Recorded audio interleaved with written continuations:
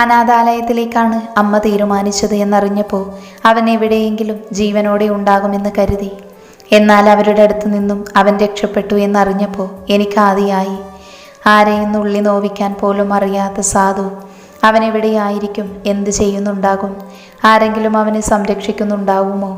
അതോ വല്ല കുട്ടികളെയും തട്ടിക്കൊണ്ടുപോയി ഭിക്ഷയെടുക്കുന്ന സംഘത്തിൽ പെട്ടിട്ടുണ്ടാവുമോ എന്നെല്ലാം ഓർത്ത് ഞാൻ ഉരുകുകയായിരുന്നു.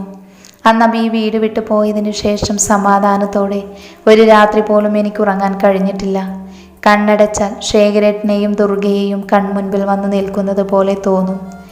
ഈ വീട്ടിൽ കിടന്ന് കരയുന്ന ആ കുഞ്ഞിൻ്റെ മുഖം ഓർമ്മ വരും. അതുവരെ ആ കുഞ്ഞിനോട് ഞാൻ കാണിച്ച അവഗണന എന്നെ വല്ലാതെ കുത്തി നോവിച്ചു തുടങ്ങി. അത് പറഞ്ഞുകൊണ്ട് ഭാനുമതി ചന്ദ്രുവിനെ നോക്കാതെ കണ്ണു തുടച്ചു. ഞാൻ ചെയ്തതെല്ലാം വലിയ തെറ്റായിരുന്നു മോനെ. അന്നത്തെ ആ ദിവസം ഞാനൊന്ന് മനസ്സ് വെച്ചിരുന്നെങ്കിൽ അബി ഇത്ര കഷ്ടപ്പെടേണ്ടി വരില്ലായിരുന്നു. ആദ്യം അവൻ്റെ അമ്മയുടെ ജീവിതം ഞാൻ പിടിച്ചു വാങ്ങി. അവരുടെ സന്തോഷങ്ങളും ജീവിതവും അതോടെ ഇല്ലാതായി. എന്നിട്ടും ദുർഗ തകരാതെ പിടിച്ചു നിന്നു. ദുർഗ മരിക്കുന്നത് വരെ അദ്ദേഹത്തൊന്ന് കാണാൻ പോലും അവൾ അബി അനുവദിച്ചിരുന്നില്ല.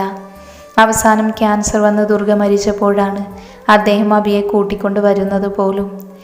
നിനക്കറിയോ ചന്ദ്രു, ചികിത്സ കിട്ടാത്തത് കൊണ്ടാണ് ദുർഗ മരിച്ചത്. അല്ലെങ്കിൽ അവൾ ഇന്നും ജീവിച്ചിരിക്കുമായിരുന്നു. അബി ഒരിക്കലും അനാഥയാകില്ലായിരുന്നു. ആ ചെറിയ പ്രായത്തിൽ അവൻ ഇത്രയും അനുഭവിക്കേണ്ടി വരില്ലായിരുന്നു. എന്നാൽ അപ്പോഴും ഇതുവരെ അറിഞ്ഞ സത്യങ്ങളുടെ ഞെട്ടലിലായിരുന്നു ചന്ദ്രു. എന്നാൽ തൻ്റെ സങ്കടം തീരാതെ പറഞ്ഞുകൊണ്ടിരുന്നു. പേരുകേട്ട ഏതോ വലിയ തറവാട്ടിലെ കുട്ടിയാണ് ദുർഗ. അവളും പട്ടാമ്പിക്ക് പാട്ട് പഠിക്കാൻ പോയതായിരുന്നു. അന്നവളെ വിവാഹം കഴിച്ച അമ്മയുടെ കയ്യിൽ നിന്ന് സമ്മതം വാങ്ങാൻ വന്നതായിരുന്നു അദ്ദേഹം. എന്നാൽ ആ കുടുംബത്തോടുള്ള എന്തോ വ്യക്തി വൈരാഗ്യം കൊണ്ട് അമ്മ ശേഖരേട്ടനെ അതിൽ നിന്നും എതിർത്തു. എന്നാൽ എന്ത് സംഭവിച്ചാലും ദുർഗയെ മാത്രമേ വിവാഹം കഴിക്കൂ എന്ന് പറഞ്ഞ ശേഖരേട്ടനെ അമ്മ വിഷക്കുപ്പി മുൻപിൽ കാണിച്ച ആത്മഹത്യ നാടകം നടത്തി ഭീഷണിപ്പെടുത്തി. അമ്മയോടുള്ള അമിത സ്നേഹം കൊണ്ട് അദ്ദേഹം ദുർഗയെ ഉപേക്ഷിച്ചു എന്നെ സ്വീകരിച്ചു. പക്ഷേ ഇതൊന്നും അറിയാതെ തൻ്റെ പ്രണയത്തിൻ്റെ അംശം ഉള്ളിൽ തുടിക്കുന്നത് അറിഞ്ഞ ദുർഗ ശേഖരേട്ടനെ കാണാതായതും വീട്ടുകാരെ ഉപേക്ഷിച്ച് സ്നേഹിച്ച ആളെ തിരക്കിറങ്ങി വന്നു. എന്നാൽ അന്നറിഞ്ഞത് അയാളുടെ വിവാഹ വാർത്തയും. ശേഖരേട്ടനെ ദുർഗയെ തള്ളിപ്പറഞ്ഞ് ഇവിടെ നിന്നിറക്കിയിട്ടും അവൾ ജീവിതത്തോട് തനിച്ച് പോരാടി. എല്ലാ പ്രതിസന്ധികളിലും കടന്നവൾ അബിക്ക് ജന്മം നൽകി, തനിച്ചു വളർത്തി. അവളൊന്ന് മനസ്സ് വെച്ചിരുന്നുവെങ്കിൽ ഈശ്വരമഠം തറവാടിനോട് അവൾക്ക് പകരം ചോദിക്കാമായിരുന്നു. എന്നിട്ടും അവൾ ഒന്നിനും തുനിഞ്ഞില്ല. എല്ലാം തനിച്ചു ചെയ്ത് ജീവിതത്തോട് പൊരുതി. അപ്പോഴൊന്നും ആരും അവൾക്ക് സഹായത്തിനുണ്ടായിരുന്നില്ല. അവളെ സംബന്ധിച്ച് അവളെ ചതിച്ച ശേഖരനോട് അവൾക്ക് വെറുപ്പായിരുന്നു. ആ വെറുപ്പ് മനസ്സിൽ മുൻനിർത്തി അവൾ ജീവിതത്തോട് പോരാടി. എന്നാൽ അസുഖത്തിന് മുൻപിൽ അവൾക്ക് മുട്ടുമടക്കേണ്ടി വന്നു. എന്നാൽ അപ്പോഴും അദ്ദേഹം ഒന്നും അറിഞ്ഞില്ല. അവളില്ലായ്മയിൽ ഓരോ മിനിറ്റും ഒരുക്കിയാണ് മനുഷ്യ ജീവിച്ചത്. അദ്ദേഹത്തിൻ്റെ മനസ്സിൽ ദുർഗ മാത്രമേ ഉണ്ടായിരുന്നുള്ളൂ. ഒരു നിമിഷം ദുർഗയെ മനസ്സിൽ പ്രതിഷ്ഠിച്ച് ജീവിക്കുന്നത് കാണുമ്പോൾ അത് കണ്ട് തകർന്ന ജീവിതം ജീവിച്ച് തീർത്തവളാണ് ഞാൻ. പരസ്പരം സ്നേഹിച്ചിട്ടും അവർ അകന്നു കഴിയാൻ ഞാനും കാരണമാണ്. എൻ്റെ സ്വാർത്ഥതയാണ് എല്ലാത്തിനും കാരണം. അന്ന് ശേഖരേട്ടൻ്റെ മനസ്സ് ഞാൻ മനസ്സിലാക്കിയിരുന്നുവെങ്കിൽ എല്ലാവരും സന്തോഷത്തോടെ കഴിഞ്ഞേനെ. അത് പറഞ്ഞുകൊണ്ട് മുഖം സ്വന്തം കൈകൾ കൊണ്ട് മൂടി അവർ നിലത്തേക്ക് ഊർന്നിരുന്നു. സങ്കടം കൊണ്ട് കരഞ്ഞു തളർന്ന ആ മുഖത്തേക്ക് ചന്ദ്രുവേദനയോടെ നോക്കി നിന്നു. അമ്മേ. പെട്ടെന്ന് ബോധം വന്നതുപോലെ അവൻ നിലത്തിരുന്ന് തേങ്ങുന്ന അമ്മയുടെ അടുത്തേക്ക് പോയി.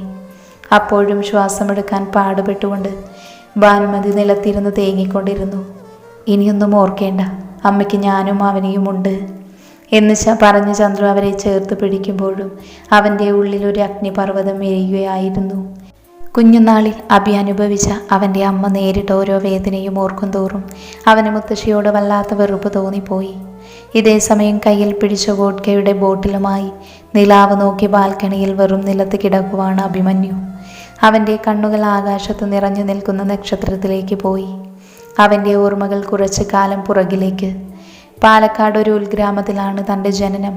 അവിടെ ഒരു കൊച്ചു വീട്, അമ്മയും താനും മാത്രമുള്ളൊരു സ്വർഗം. എൻ്റെ അറിവിൽ എനിക്ക് അമ്മയും അമ്മയ്ക്ക് ഞാനുമല്ലാതെ മറ്റാരും ഉണ്ടായിരുന്നില്ല. ആര് ചോദിച്ചാലും ഭർത്താവ് ഉപേക്ഷിച്ച് അനാഥയായവൾ, അതുമാത്രമേ അമ്മയ്ക്ക് പറയാനുണ്ടായിരുന്നുള്ളൂ.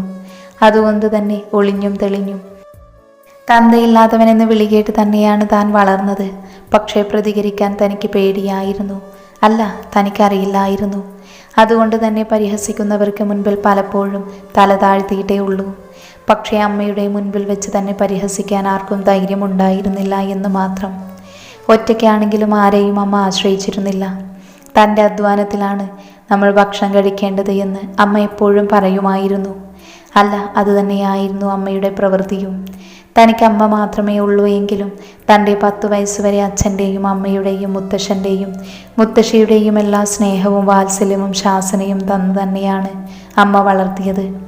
അവിടുത്തെ കുട്ടികൾക്ക് ഡാൻസ് ക്ലാസ്സും മ്യൂസിക് ക്ലാസ്സും എടുത്ത് അമ്മ തന്നെ നോക്കിയിരുന്നത്. ഡാൻസ് ക്ലാസ് കൂടാതെ കുറച്ച് പ്രോഗ്രാമുകളിലും അമ്മ ഡാൻസ് ചെയ്യാറുണ്ടായിരുന്നു. എന്നാൽ അമ്മ അത്ര പാവമൊന്നും ആയിരുന്നില്ല. ആ നാട്ടുകാർക്ക് ദുർഗാദേവി എന്ന് പറഞ്ഞാൽ പേര് പോലെ ദുർഗ തന്നെയായിരുന്നു. ആരെയും നോക്കി തല ഉയർത്തി ഗൗരവത്തോടെ സംസാരിക്കുന്ന പെൺപുലി. എത്ര വലിയവനും അമ്മയുടെ നോട്ടത്തിന് മുന്നിൽ പകച്ചു നിൽക്കും. നിറഞ്ഞു നിൽക്കുന്ന സൗന്ദര്യം മാത്രമല്ല, ആളിക്കത്തുന്ന തീയാണ് ദുർഗാദേവി. ഭർത്താവില്ലാതെ ഒരു കുഞ്ഞുമായി തനിച്ചു ജീവിക്കുന്ന അമ്മയ്ക്കടുത്തേക്ക് രാത്രിയുടെ മറവിൽ വരുന്ന കഴുകന്മാർക്ക് ധൈര്യത്തോടെ അരിവാൾ വീശുന്നത് താൻ പലപ്പോഴും കണ്ടു നിന്നിട്ടുണ്ട്. അന്നും ഒരു കൈകൊണ്ട് തന്നെ ആ മാറിലേക്ക് ചേർത്ത് പിടിക്കും. ആർക്കും വിട്ടുകൊടുക്കില്ല എന്ന് പറയുന്നത് പോലെ. വാത്സല്യത്തെക്കാൾ ഉപരി ആരാധനയോടെ ബഹുമാനത്തോടെ താൻ നോക്കി നിന്നിട്ടുണ്ട് അമ്മയെ, അവരെന്ന സ്ത്രീയെ. പകലന്തിയോളം ഒരു പന്തം പോലെ ജ്വലിച്ചു നിൽക്കുന്ന അമ്മ പല രാത്രികളിലും ഒരു മെഴുകുതിരി പോലെ ഉരുകി ഒലിക്കുന്നതായും താൻ കണ്ടിട്ടുണ്ട്. അന്നമ്മയുടെ കരച്ചിൽ ചീലുകൾ പോലും ആ മുറി വിട്ട് പുറത്തു പോയിട്ടില്ല. അത്ര പോലും തൻ്റെ ബലഹീനത ആരും അറിയരുത് എന്ന് അമ്മ ആഗ്രഹിച്ചിരിക്കാം. എപ്പോഴും ഗൗരവത്തിലായിരുന്നു അമ്മ. ആരോടും പരിധിയിൽ കവിഞ്ഞടുപ്പം സൂക്ഷിച്ചിരുന്നില്ല. ആരിൽ നിന്നും സഹായം സ്വീകരിച്ചിരുന്നില്ല. തന്നെയും ആരോടും അധികം അടുപ്പത്തിന് നിൽക്കരുത് എന്ന്, ആരെയും അമിതമായി വിശ്വസിക്കരുത് എന്ന് പറഞ്ഞു വളർത്തി. എന്നാൽ അന്നൊന്നും അതിൻ്റെ അർത്ഥം എന്തെന്ന് എനിക്കറിയില്ലായിരുന്നു. എന്നാൽ അമ്മ മരിക്കുന്നതിന് 6 മാസം മുൻപ് തങ്ങളെ തേടി വന്ന അതിഥി എൻ്റെ എല്ലാ സംശയങ്ങൾക്കുമുള്ള ഉത്തരമായിരുന്നു. പതിവ് പോലെ മുറ്റത്ത് കുട്ടികൾക്ക് ഡാൻസ് പഠിപ്പിച്ചുകൊണ്ടിരിക്കുന്ന അമ്മയെ നോക്കി വരാന്തയിൽ ഇരിക്കുകയായിരുന്നു താന്. എന്നാൽ പെട്ടെന്നാണ് വീടിന് മുൻപിൽ ഒരു കാറ് വന്ന് നിൽക്കുന്നത്. കറുപ്പ് നിറത്താലുള്ള ആഡംബര കാറിൽ നിന്ന് പുറത്തേക്കിറങ്ങിയ ആളുടെ ചിത്രം ഇന്നും തൻ്റെ മനസ്സിൽ തെളിഞ്ഞു നിൽക്കുന്നുണ്ട്. തികച്ചും ഒരു ജെന്റിൽമാൻ ലുക്കിലുള്ള ആള് എക്സിക്യൂട്ടീവ് ലുക്കിൽ പുറത്തേക്കിറങ്ങിയതും അമ്മ ഉൾപ്പെടെ എല്ലാവരുടെയും കണ്ണുകൾ അവിടേക്ക് സഞ്ചരിച്ചു. നിമിഷങ്ങൾക്കകം അയാളുടെ കണ്ണുകൾ അവിടെ ആകെ അലയുന്നതും അത് അമ്മയിൽ തങ്ങി നിന്ന അതേ നിമിഷം ആ കണ്ണുകൾ വിടരുന്നതും അവ നിറയുന്നതും താനും മറ്റുള്ളവരും സംശയത്തോടെയാണ് നോക്കി നിന്നത്. അമ്മയുടെ അടുത്തേക്ക് പോകാൻ നിന്ന അയാളെ അമ്മ കൈ ഉയർത്തി തടയുന്നതും ദേഷ്യത്തോടെ സംസാരിക്കുന്നതും താൻ നോക്കി നിന്നു. അമ്മയ്ക്ക് മുൻപിൽ ശബ്ദം പോലും ഉയർത്താൻ കഴിയാതെ അയാൾ അങ്ങേയറ്റം നിസ്സഹായനായി തല താഴ്ത്തിയാണ് നിന്നത്, ഒരു കുറ്റവാളിയെ പോലെ. അപ്പോഴും അയാളെ നോക്കി അമ്മ വെറുപ്പോടെ സംസാരിക്കുന്നുണ്ടായിരുന്നു. എന്നാൽ അന്ന് അയാൾ ആ വീടിൻ്റെ പടി കടക്കുന്നതിന് മുൻപ് നിറഞ്ഞ കണ്ണുകളോടെ തന്നെ നോക്കിയതും ഇടറുന്ന ശബ്ദത്തോടെ വിറയ്ക്കുന്ന കാലുകളോടെ കൈ ഉയർത്തി തനിക്കടുത്തേക്ക് വന്നതും ഓർമ്മയുണ്ട്. എന്നാൽ അയാൾ തനിക്കടുത്ത് വരുന്നതിന് മുൻപ് തന്നെ തൻ്റെ കൈ പിടിച്ചമ്മ വീടിനകത്തോട്ട് കയറി പോകുമ്പോൾ അമ്മയുടെ ശരീരം ദേഷ്യം കൊണ്ട് വിറയ്ക്കുന്നതും ആ കണ്ണുകളിൽ അഗ്നിയെരിയുന്നതും താൻ കണ്ടിരുന്നു. അതുവരെ അയാളെ പകയോടെ വെറുപ്പോടെ നോക്കി നിന്ന അമ്മ ആ കാറ് വീടിൻ്റെ മുറ്റത്ത് നിന്നകന്നതും ഒരു പൊട്ടിക്കരച്ചിലോടെ അമ്മ നിലത്തേക്ക് ഊർന്നിരുന്നു. നെഞ്ചു പൊട്ടിക്കരഞ്ഞത് ഇന്നും തനിക്ക് ഓർമ്മയുണ്ട്. അന്നോളം താൻ കണ്ട അമ്മയിൽ നിന്ന് വ്യത്യസ്തമായൊരു മുഖം. ആദ്യമായി പകൽവെട്ടത്തിൽ എൻ്റെ അമ്മയുടെ കണ്ണുനീർ തന്നെ അങ്ങേയറ്റം വേദനിപ്പിച്ചു.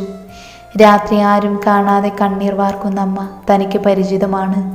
എന്നാൽ ഇന്ന് ഈ പകൽ വെളിച്ചത്തിൽ ഹൃദയം പൊട്ടുന്നത് പോലെ ഉറക്കെ കരയുന്ന അമ്മയെ തനിക്ക് അപരിചിതമാണ്. ഒരാശ്രയം പോലുമില്ലാതെ തേങ്ങിക്കരയുന്ന അമ്മയെ ചേർത്ത് പിടിക്കുമ്പോൾ എന്തിനെന്നറിയാതെ ഞാനും കരഞ്ഞു. അന്നത്തെ രാത്രി അയാൾ ആരാണെന്ന് എൻ്റെ ചോദ്യത്തിന് എന്നെ ചേർത്ത് പിടിച്ചുകൊണ്ട് അമ്മ പറഞ്ഞു, നിന്റെ അച്ഛനാണെന്ന്. അമ്മ തന്നോട് അങ്ങനെ പറയുമ്പോൾ ആ വാക്കുകളിൽ വെറുപ്പുണ്ടായിരുന്നു, വേദനയുണ്ടായിരുന്നു, സങ്കടമുണ്ടായിരുന്നു. എല്ലാത്തിനും ഉപരി അയാളോടുണ്ടായിരുന്ന ആത്മാർത്ഥ പ്രണയത്തിൻ്റെ അവശേഷിപ്പികളും. അതുകൊണ്ടാണിപ്പോൾ അമ്മയ്ക്ക് നെഞ്ചുപൊട്ടി കരയേണ്ടി വന്നത് എന്ന് തനിക്കന്ന് മനസ്സിലായില്ല. പക്ഷേ തൻ്റെ കാതിൽ മുഴങ്ങിക്കേട്ടത് ആ വാക്കുകൾ മാത്രമായിരുന്നു, നിന്റെ അച്ഛൻ. അന്നത്തെ രാത്രിയും കടന്നുപോയി. തന്നെ ചേർത്ത് പിടിച്ചു കിടക്കുന്ന അമ്മയോട് അച്ഛൻ തിരിച്ചു വന്നില്ലേ, പിന്നെ എന്തിനാണ് കരയുന്നത് എന്ന് ചോദിക്കണം എന്നുണ്ടായിരുന്നുവെങ്കിലും കരഞ്ഞു തളർന്നു കിടക്കുന്ന അമ്മയെ കണ്ടപ്പോൾ അതിന് തോന്നിയില്ല. പക്ഷേ തനിക്ക് അന്നുറങ്ങാൻ കഴിഞ്ഞില്ല. കാരണം മറ്റുള്ളവരുടെ പരിഹാസങ്ങൾക്കുള്ള മറുപടിയാണല്ലോ ഇന്നലെ തനിക്ക് മുൻപിൽ പ്രത്യക്ഷപ്പെട്ടത്. തന്തയില്ലാത്തവനെന്ന് പരിഹസിച്ചവർക്ക് മുൻപിൽ അച്ഛൻ്റെ കൈ പിടിച്ച് തല ഉയർത്തി നിൽക്കുന്ന തൻ്റെ ചിത്രം എപ്പോഴൊക്കെയോ സ്വയം നെയ്തെടുത്തു. എന്നാൽ പിന്നീടുള്ള ദിവസങ്ങളിലൊന്നും തനിക്ക് ആ മുഖമൊന്ന് കാണാൻ പോലും കിട്ടിയിരുന്നില്ല. ചുരുങ്ങിയ സമയം കൊണ്ടൊരച്ഛൻ്റെ സ്നേഹം കൊതിച്ചുകൊണ്ടാകാം പിന്നീട് നിരാശയായിരുന്നു ഫലം. ഉള്ളിൽ തികട്ടി വരുന്ന സങ്കടം അടക്കി നിർത്തുമ്പോഴും അച്ഛൻ ഇനി വരില്ലേ എന്ന് അമ്മയോട് ചോദിക്കാനുള്ള ധൈര്യം തനിക്കുണ്ടായിരുന്നില്ല. അതമ്മയെ ഭയന്നത് കൊണ്ടായിരുന്നില്ല. അച്ഛനമ്മയിൽ സൃഷ്ടിച്ചത് മുഴുവൻ മുറിവാണെന്ന് അറിവുള്ളത് കൊണ്ടാണ്. പക്ഷേ ആ വേദനയുടെ ആഴമളക്കാൻ എനിക്ക് കഴിഞ്ഞില്ല എന്ന് മാത്രമല്ല, ഞാൻ കരുതിയതിനേക്കാൾ വലിയ ആഴം ആ മുറിവിനുണ്ടായിരുന്നു.